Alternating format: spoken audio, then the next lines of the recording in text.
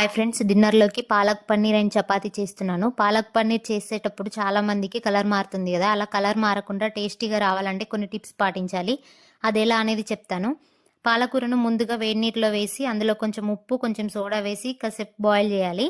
నేను ఉప్పు సోడా వేసేది మిస్ అయిపోయింది. నెక్స్ట్ ఆ పాలకూరని వేడి నీటి నుండి తీసి చల్లటి నీళ్ళు పోయాలి. ఇలా పాలకూరని మిక్సీ జార్లోకి తీసుకొని అందులో కొన్ని వేయించిన పల్లీలు వేసుకోవాలి. నా దగ్గర జీడిపప్పు లేదని చెప్పేసి నేను పల్లీలు వేసుకున్నాను. కావాలంటే జీడిపప్పును కూడా వేసుకోవచ్చు. నెక్స్ట్ అందులో పచ్చిమిర్చి, సాల్ట్, షుగరు, ఒక 2 ఐస్ క్యూబ్స్ వేసుకొని ఫైన్ పేస్ట్ లాగా మిక్సీ పట్టుకోవాలి. ఇలా ఐస్ వేస్తే ఇంకా అస్సలే కలర్ అనేది అస్సలు మారదు. ఇప్పుడు ప్యాన్ పెట్టి బటర్ వేసి ఆయిల్ వేసి అది వేడైన తర్వాత జీలకర్ర, సన్న తరిగిన ఉల్లిగడ్డ ముక్కలు, కరివేపాకు వేసి అది బ్రౌన్ కలర్ వచ్చాక వేయించుకోవాలి. నెక్స్ట్ అందులోనే కొంచెం పసుపు వేయాలి.